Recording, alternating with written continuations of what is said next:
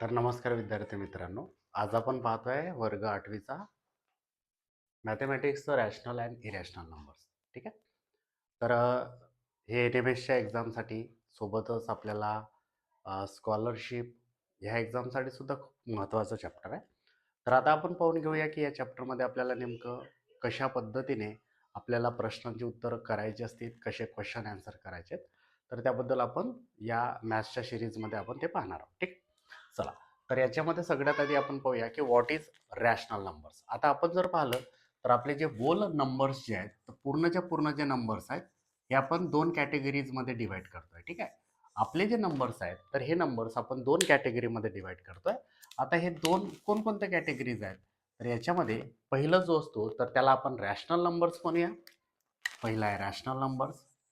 Rational numbers and उरलेले जे numbers आहेत त्यांना आपण म्हणतोय इरॅशनल नंबर्स. Irrational numbers. ठीक आहे. तर सगळ्यात आधी आपल्याला माहिती असायला पाहिजे की रॅशनल नंबर म्हणजे काय, आणि मग उरलेले जे नंबर आहेत ते सगळे इरॅशनल नंबर असतात. म्हणजे जो रॅशनल नंबर नाही तो इरॅशनल नंबर आहे. ठीक आहे. तर सगळ्यात आधी आपण पाहूया की रॅशनल नंबर कोणते. ठीक आहे. तर जेवढेही नंबर आपण पाहिलेला आहे जवळपास, तर ते सगळेच्या सगळे जे नंबर आहेत ते रॅशनल नंबरमध्ये मोडतात. फक्त काही असे नंबर आहेत जे इरॅशनल नंबर आहेत. मग रॅशनल नंबर कोणते आहेत? Those number which can be written in the form of P upon Q. म्हणजे जे नंबर्स आपण पी अपॉन क्यूच्या फॉर्ममध्ये लिहितो, those number which can be represented by P upon Q. याला कधी कधी एम अपॉन एन सुद्धा म्हणतात. तर या फॉर्ममध्ये जर लिहिलं जात असेल तर त्याला आपण रॅशनल नंबर म्हणतोय. मग एक्झाम्पल कोणते आहेत, तर याचं फॉर एक्झाम्पल जर घ्यायचं झालं, सो फॉर एक्झाम्पल यामध्ये काही एक्झाम्पल आपण पाहतोय. जसे आता हे आपल्याला एक्झाम्पल फार महत्वाचे आहेत जे आपल्याला लक्षात ठेवायचे आहेत. तर याच्यामध्ये आपण लिहिलं 5, 6, 7 किंवा -5, -6, -7 असे पॉझिटिव्ह निगेटिव्ह नंबर. 0 हा सुद्धा आपला रॅशनल नंबर्समध्ये आपल्याला टाकायचा आहे. त्याच्यानंतर नेक्स्ट कोणते नंबर आहेत, जसे फ्रॅक्शन्सवाले नंबर आहेत. 2/3, -2/3, -7/8 लाईक दॅट. ठीक आहे. तर जे फ्रॅक्शन्सवाले नंबर आहेत ते सुद्धा आपले रॅशनल नंबर आहेत. लक्षात ठेवायचं, पूर्ण जे नंबर आहेत पॉझिटिव्ह निगेटिव्ह रॅशनल ते सुद्धा रॅशनल नंबर आहेत. फ्रॅक्शनवाले जेवढे नंबर आहेत ते सुद्धा रॅशनल नंबर आहेत. त्याच्यानंतर यांच्यामध्ये आपल्याला माहिती असायला पाहिजे की अजून कोणते नंबर्स आहेत, तर लक्षात ठेवायचं की यांच्यामध्ये अजून नंबर जर आपल्याला सांगायचा झाला तर ते नंबर्स येतात रूटवाले, पॉईंटवाले. तर जसे आता आपण पॉईंटवाला घेतलं 0.5 किंवा 1.25, ज्याला पूर्ण भाग जातोय, असे नंबर्स हे रॅशनल नंबर्समध्ये येतात. त्याचबरोबर काही यांच्यावर बार सुद्धा असतात, जसं 2.75 आणि याच्या डोक्यावर असतात बार. बारचा अर्थ काय होतं की हा जो नंबर आहे हा रिपीट होत आहे. म्हणजे 757575 असा तो नंबर असतो. तर त्याला 75 आणि त्याच्या डोक्यावर बार लिहितो. त्याचबरोबर काही जे नंबर्स आहेत, तर जसं आपण इथे लिहिलं 0, 4 आणि त्याच्या डोक्यावर असं डॉट देतोय आपण. तर डॉटचा अर्थ काय होतं की 4 तेवढ्या वेळा रिपीट होत चालला. म्हणजे 0 पॉइंट याला जर आपण लिहायचं झालं 0.4444 हे असं चाललं. मग आपण हा जो 4 आहे, तर 4 हा रिपीट होत आहे. म्हणून तो रिपीट नाही झाला पाहिजे, म्हणून आपण रिपिटेशन दाखवण्यासाठी, वारंवार लिहिणं टाळण्यासाठी आपण त्याच्या डोक्यावर डॉट देतोय. अगदी तशाच प्रकारचं 2.757575 असं 75 हा कंटिन्यू येतं, म्हणून 75 रिपीट होत असल्यामुळे 75 ला आपण काय देतो, बार देतोय. तर आय होप की आपल्याला समजलं असेल.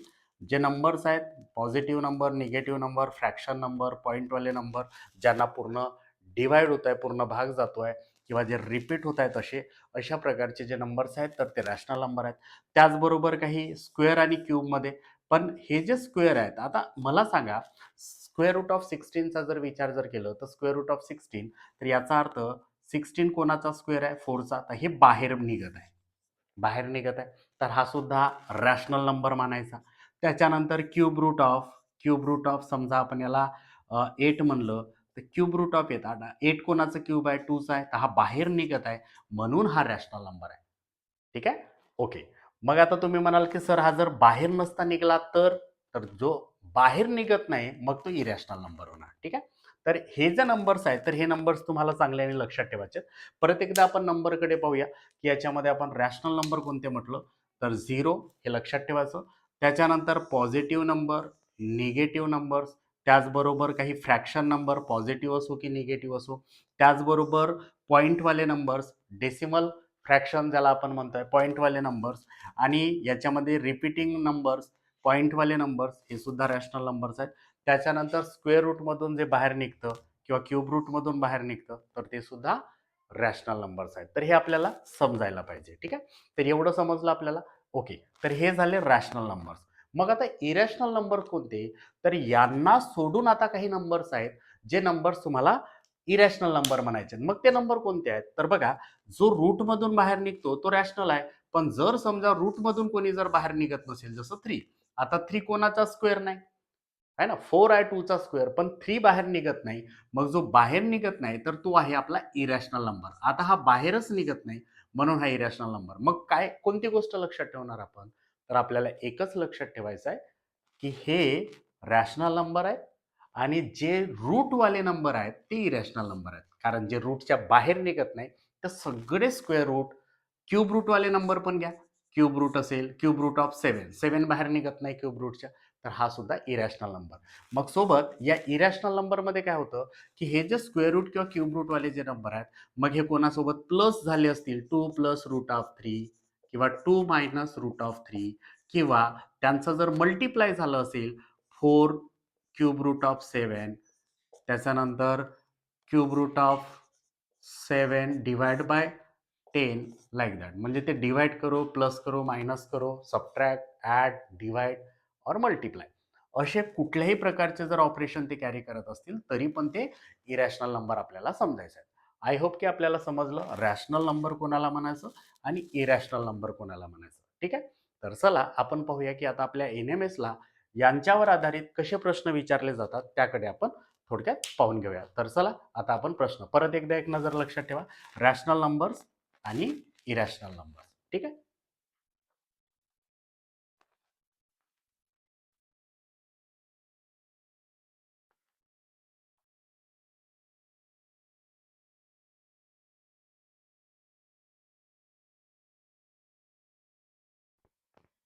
तर आपण आत्ताच पाहिलोय की रॅशनल नंबर्स आणि इरॅशनल नंबर्स. ठीक आहे, तर हे रॅशनल नंबर्स आणि हे इरॅशनल नंबर्स. आता आपण पाहूया की आपल्या NMSच्या एक्झाममध्ये कशा प्रकारचे प्रश्न विचारले जातात आणि आपल्याला त्यांना सोडवायचं नेमकं कसं. तर बघा, हे मागील वर्षापर्यंत आलेले मॅथमॅटिक्सचे PYQs आहेत, म्हणजे हे पेपरला विचारलेले आहेत. लक्षात ठेवायचं, NMSच्या एक्झामला विचारले गेलेले आहेत. तर बघा, तर याच्यामध्ये पहिला क्वेश्चन आपल्याला इथे दिसतोय, फाइंड द डिफरन्स बिटवीन, आपल्याला डिफरन्स काढायचा आहे. Difference between greatest and smallest number from the following. आपल्याला खाली काही नंबर्स दिलेले आहेत. आता या नंबर्स मधलं ग्रेटेस्ट नंबर आणि स्मॉलेस्ट नंबर, ग्रेटेस्ट म्हणजे सर्वात मोठा आणि स्मॉलेस्ट म्हणजे सर्वात लहान. तर सर्वात मोठा आणि सर्वात लहान जे नंबर असेल त्यांचा आपल्याला डिफरन्स काढायचा आहे. ठीक आहे, मग सगळ्यात आधी आपण शोधूया की स्मॉलेस्ट आणि ग्रेटेस्ट कोणते नंबर्स आहेत. तर चला मग यांना शोधायचा कसा. मग आता तुम्ही म्हणाल सर यांना शोधायचा कसा, तर काय करायचं, लगेच यांनी डिवाइड करायचा. जर समजा मी यांनी 5 ने जर मी याला डिवाइड केलं तर किती होणार, 0.6 कंप्लीट भाग जाईल त्याला 0.6. मी याला 9 ने जर भाग दिलं तर किती होणार, तर 0. ओके, आता 9 8 72 होतं, म्हणजे याला परत 6 ने जाईल, सॉरी 7 ने जाईल, 63, उरले 7, परत 7 ने जाईल. तर हे 7 आपण 2 डिजिटपर्यंत लिहिलं.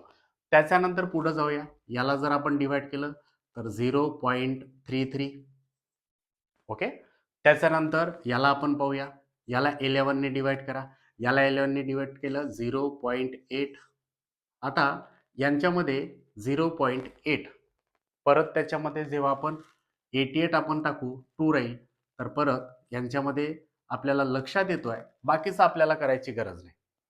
ओके, चला मग इथून आपल्याला लक्षात आलं असेल यांच्याकडे पाहायचं कोणतं स्मॉल आहे आणि कोणतं मोठं आहे तेवढं तुम्हाला लक्षात घ्यायचं आहे. तर मला पटकन लक्षात येतं 0.6.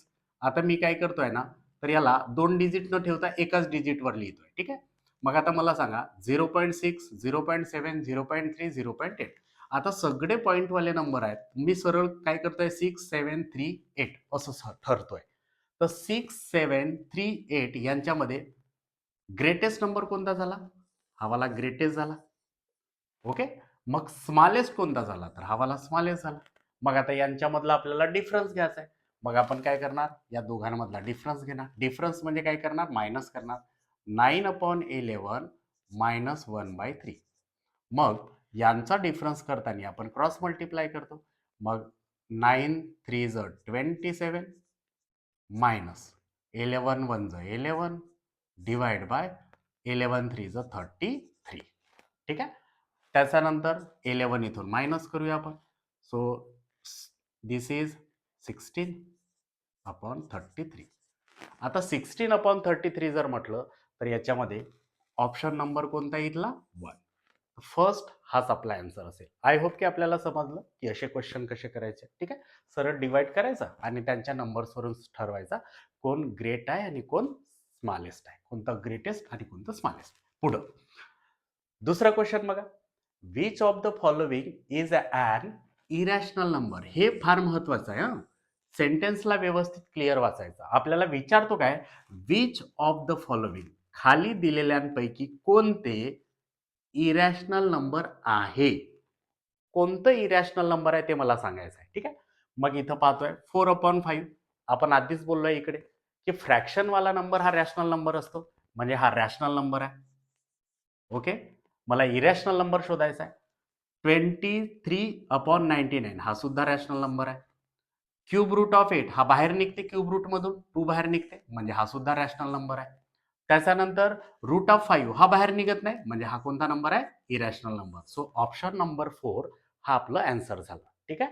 आय होप की आपल्याला इथपर्यंत समजलं. पुढे जाऊया. Which of the following is rational number. खाली दिलेल्यांपैकी कोणतं रॅशनल नंबर आहे ते मला सांगायचं आहे. मग खाली आपल्याला जे ऑप्शन मध्ये नंबर्स दिलेले आहेत त्यांना आपण शोधूया आणि कोणतं रॅशनल नंबर आहे ते पाहूया.